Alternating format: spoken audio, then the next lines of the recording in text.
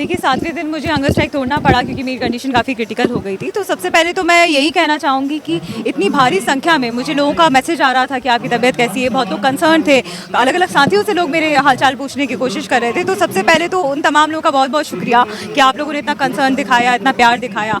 और आज मैं यहाँ पर दोबारा से मौजूद हूँ इसीलिए क्योंकि वो जो संघर्ष हम यहाँ पर चला रहे हैं पिछली 20 तारीख से, उसे अभी भी लड़ने की ज़रूरत है। और अब हम देख रहे हैं कि आज 15वां दिन हो चुका है जब से सोनम सर हंगर स्ट्राइक पे है। मेरे 4 साथी अभी भी आयशा से नेहा, मनीष, दीपक और आमीन हंगर स्ट्राइक पे हैं। कुछ और स्टूडेंट यहाँ पे हंगर स्ट्राइक पे हैं। तो इतने तमाम लोग यहाँ पर भूखे पेट बैठे हुए हैं इसी उम्मीद में कि सरकार कुछ जवाब दे, सरकार किसी तरह से बातचीत की पहल करे। हर तरह का प्रोटेस्ट का तरीका हम अपना के देख चुके हैं पिछले कई दिनों में, लेकिन बहुत ही शर्म की बात है कि अभी तक सरकार की तरफ से एक बार भी किसी तरह से कोई बातचीत की पहल की कोशिश भी नहीं की जा रही है। तो ये पूरी तरीके से दिखा रहा है कि जो सरकार सत्ता में बैठी हुई है वो कितनी ही जनता विरोधी सरकार है, छात्र और नौजवान विरोधी सरकार है, जो तैयार नहीं है, बिल्कुल भी राजी नहीं है यहाँ के लोगों की बात सुनने के लिए। तो इसलिए हमें यहाँ पे ज़रूरी लग रहा है कि इस संघर्ष को हम आगे और बेहतर तरीके से चलाएं। सरकार इतना संवेदनशील कैसे होगी, क्योंकि कभी छात्र 2 दिन हंगर स्ट्राइक बैठे थे तो सरकार के कोई नुमाइंदे आते, यहाँ पर जो है वांचुक जी बैठे हुए हैं, आप लोग बैठे हुए हैं,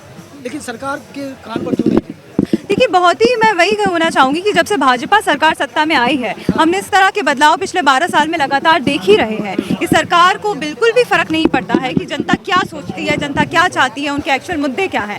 लगातार बस वही हिंदू मुसलमान की राजनीति में, कभी जाति की राजनीति में लगाकर लोगों को गुमराह करने की कोशिश की जाती है।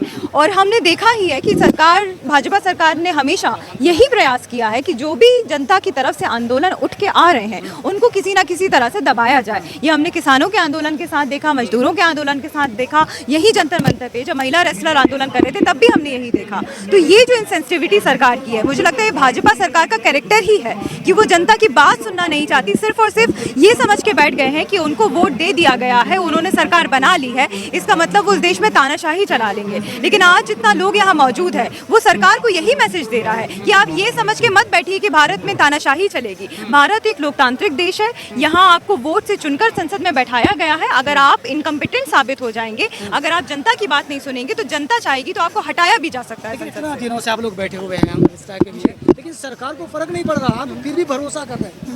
देखिए सरकार पे हमारा भरोसा नहीं है। सरकार तो जब हमने आंदोलन शुरू किया हम पहले से जानते थे कि तमाम तरह से दमन करने की कोशिश की जाएगी और की ही गई। पुलिस की तरफ दमन किया गया, बार बार यही जंतर मंतर पे हमसे बोला जा रहा था कि आपका आंदोलन असंवैधानिक है, आप इस जगह को खाली करिए। लेकिन चूंकि भारी संख्या में यहाँ पे छात्र और नौजवान मौजूद रहे, पिछले 20 तारीख से लगातार धूप, बारिश, गर्मी हर चीज़ को झेलते हुए यहाँ पे डटे रहे, इसलिए सरकार को मजबूर होना पड़ा कि वो हमें यहाँ से ना हटा सके। तो सरकार से उम्मीदें नहीं है, उम्मीद है इन देश की जनता से, उम्मीद है उन लोगों से जो हिंदुस्तान के अलग अलग कोनों से, चाहे कश्मीर हो, चाहे नॉर्थ ईस्ट हो, चाहे गुजरात हो, राजस्थान हो, तमिलनाडु हो, केरल हो, इन तमाम हिस्सों से यहाँ पर जंतर मंतर पे आ रहे हैं, अपनी बात मंच पे रख रहे हैं, सॉलिडारिटी दे रहे हैं। जो लोग यहाँ पर भूख हड़ताल पे बैठे हैं उनको उम्मीद हमें उनसे ही है। और आने वाले दिनों में हमारी यही कोशिश रहेगी कि और ज़्यादा संख्या में लोगों तक ये मैसेज जाए कि अब बहुत ज़रूरी है कि शिक्षा की लड़ाई को हम और तेज़ करें, इस संघर्ष को और बढ़ाएं। और जब हम साथ में सड़कों पर निकल आएंगे तब संसद को भी हमारी बात सुननी होगी, तब सरकार चाहे कितनी गूंगी बहरी क्यों ना हो जाए लेकिन उनको भी हमारी बात सुननी होगी। सब्र और पेशेंस और जितनी भी मजबूती है वो इसलिए आ पा रही है क्योंकि लगातार जब हम यहाँ पर बैठे हुए हैं पहले दिन से, तो अलग अलग देश के हिस्सों से आए हुए लोग यही बोल रहे हैं कि आप जो संघर्ष कर रहे हैं उस संघर्ष में हम आपके साथ खड़े हुए हैं। छोटे छोटे बच्चे आ रहे हैं, बूढ़े लोग यहाँ पर आ रहे हैं, महिलाएं आ रही हैं, बहुत सारे ऐसे माता पिता हमारे पास आए जिनके बच्चों को मजबूरन खुदकुशी करनी पड़ गई सिस्टम की खराबी की वजह से। तो ये तमाम लोग जब आकर ये बोल रहे हैं कि आपकी लड़ाई को हमारा सलाम है, आपकी लड़ाई में हम आपके साथ लड़े हैं, आपकी लड़ाई बहुत ज़रूरी लड़ाई है इस दौर के लिए। तो जब इस तरह की बातचीत, इस तरह का समर्थन और प्यार हमें मिलता है तो ऑफकोर्स एक मजबूती आती है। और जितने भी लोग यहाँ पे भूख हड़ताल में बैठे हुए हैं उनके हौसले को देख के भी एक मजबूती आती है कि सरकार की इतना रिस्पॉन्सिबल होने के बावजूद लोग लड़ रहे हैं, संघर्ष कर रहे हैं और वो चुनाव कर रहे हैं कि अब ये दौर ऐसा नहीं है कि हम हाथ पे हाथ धरकर अपने घरों में, अपने कमरों में, एसी में, कूलर में, पंखे में जाके बैठे रहे। हम सड़कों पर आए, शिक्षा की लड़ाई को और तेज करें और ये चुनाव करें कि अब हमें एक ऐसा भारत चाहिए जहाँ पे बेहतरीन शिक्षा सस्ते दामों में सभी को मिल पाए। कोई बच्चा जब मेहनत करके पेपर देने जाए तो इस डर के साथ ना जाए कि वो पेपर लीक हो जाएगा, किसी माता पिता को इस खौफ में ना रहना पड़े कि उसके बच्चे को खुदकुशी करनी पड़ जाए। तो एक ऐसा भारत बनाए, इसी लड़ाई के लिए हम यहाँ पर मौजूद हैं। देखिए सड़कों पर उतर को क्या सरकार को आप डराने की कोशिश कर रहे हैं? सरकार को मुझे लगता है एक लोकतांत्रिक देश में जनता से डरना ही चाहिए। एक डेमोक्रेटिक कंट्री में यही ट्रेडिशन होना चाहिए कि सरकार को हमेशा जनता की बात सुनना पड़े, जनता की जायज़ मांगों को मानना पड़े और जनता जब सवाल उठाए तो जवाब भी देना पड़े, अपने काम के प्रति जवाबदेही भी देना पड़े। तो मुझे लगता है कि सरकार के अंदर जो भी खौफ आ रहा है इस आंदोलन को लेकर वो आना बहुत जायज़ है। सरकार को बिल्कुल डरना चाहिए। उनके मंत्रियों ने बिल्कुल काम नहीं किया है, भ्रष्टाचार किया है, बड़े बड़े स्कैंडल किए हैं, मजबूर किया है 20 से ज़्यादा नीट छात्रों को अपनी जान देने के लिए। तो अगर वो डर रहे हैं तो डरना चाहिए, ये डर बहुत अच्छा है उनके लिए। लेकिन जिस तरह से तमाम जो है कुछ छात्र हंगर स्ट्राइक पे बैठे हुए हैं, आपको नहीं लगता कि सरकार ने मानने के लिए छोड़ दिया है? बिल्कुल, सरकार ने हमने देखा ही है कि जो 20 से ज़्यादा छात्रों को खुदकुशी करनी पड़ गई वो सरकार की नाकामियों की वजह से ही उन्हें खुदकुशी करनी पड़ी। और यहाँ भी इतने लोग जो बैठे हुए हैं भूखे, लेकिन सरकार बिल्कुल भी किसी तरह की बातचीत की पहल नहीं कर रही। तो वो यही दिखा रहा है कि सरकार को इस देश की जनता, इस देश के छात्रों और नौजवानों की जान की परवाह नहीं है। सरकार को बस ये परवाह है कि उनके जो खास दोस्त हैं अडानी अंबानी जैसे पूंजीपति, बस वो खुश होते रहें, उनकी जेबें भरती रहें। बाकी इस देश का किसान किस हालत से गुजर रहा है, मजदूर किस हालत से गुजर रहा है, छात्र किन समस्याओं से जूझ रहा है, महिलाएं किस तरह से असुरक्षित महसूस कर रही हैं, मुसलमान और दलित किस तरह से असुरक्षित महसूस कर रहे हैं, इन तमाम मुद्दों को लेकर सरकार का कंसर्न नहीं है। तो ये यही दिखा रहा है कि जो सरकार सत्ता में बैठी हुई है वो जनता की सरकार नहीं रह गई, वो सिर्फ पूंजीपति ताकतों की सरकार बन के रह गई है। लेकिन सवाल ये भी किया जा रहा है कि आप लोग धर्मेंद्र प्रधान जी से इस्तीफे की मांग कर रहे हैं, लेकिन कह रहे हैं कि व्यवस्था तो वही रहेंगे, भाजपा से ही कोई मंत्री बनेंगे।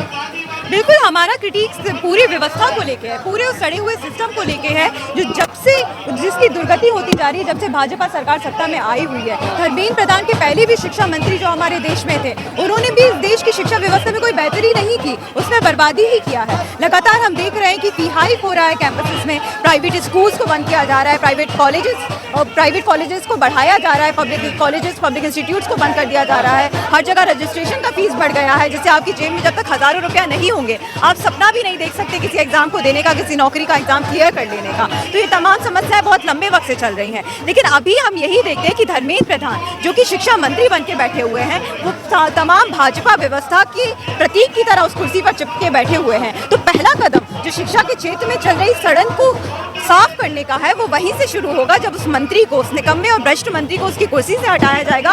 उसके बाद हमारे सामने तमाम सवाल हैं, जैसे एनटीए जैसी बॉडीज जो कि एक एग्जाम ढंग से नहीं करवा पा रही हैं, जिनकी आने के बाद लगातार एग्जाम लीक हो रहा है, उस तरह की बॉडी को खत्म किया जाए, उसकी जगह एक बेहतर सिस्टम इस देश में लाया जाए। अलग अलग इंस्टीट्यूट जो अपने एंट्रेंस एग्जाम कराया करते थे उनको वापस से बहाल किया जाए, पब्लिक एजुकेशन के आइडिया को इस देश में बढ़ाया जाए और शिक्षा पे जो बजट का खर्चा होना चाहिए उसे 10% किया जाए। ये हमारी बहुत पुरानी डिमांड है और आने वाले दिनों में हमारी यही उम्मीद है कि अब जो लड़ाई शुरू हुई है धर्मेंद्र प्रधान के इस्तीफे से, वो लड़ाई तब तक जारी रहे जब तक शिक्षा के क्षेत्र में बेहतरी की तरफ हम आगे नहीं बढ़ जाते और जितनी भी खराबी पिछले 12 साल में भाजपा सरकार ने की है इसको खत्म नहीं कर दिया जाता। देखिए, सवाल ये है कि आप लोग संसद चुनाव का आह्वान कर रहे हैं, छात्र जुड़ेंगे, उम्मीद लगता है आपको?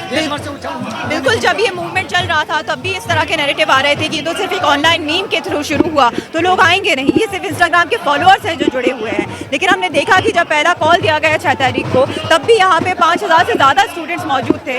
20 तारीख से लगातार सिट इन प्रोटेस्ट में हर दिन यहाँ पे 1000 से ज़्यादा स्टूडेंट आते हैं। न सिर्फ स्टूडेंट बल्कि अलग अलग आयु वर्ग के लोग आते हैं, लोग अपनी नौकरियों के बाद टाइम निकाल कर यहाँ पर आ रहे हैं, अलग अलग शहरों से यहाँ पर पहुँच रहे हैं। तो हमें पूरी उम्मीद है कि आने वाली 20 तारीख को जो पार्लियामेंट का कॉल दिया गया है मार्च का, उसमें भी भारी संख्या में लोग हमारे साथ जुड़ेंगे और इस बात को इंश्योर करेंगे कि वो मार्च हम सक्सेसफुली संसद तक ले जा पाए। क्योंकि अब ये मूवमेंट इस दौर में इस मुकाम पे पहुंच गया है कि जो सड़कों पर हमारे नारे यहाँ पर बुलंद हो रहे हैं कि धर्मेंद्र प्रधान इस्तीफा दे, एनटीए को हटाया जाए, शिक्षा को बेहतर किया जाए, ये तमाम नारे, ये तमाम आवाज़ें, ये तमाम मांगे संसद में भी गूंजे।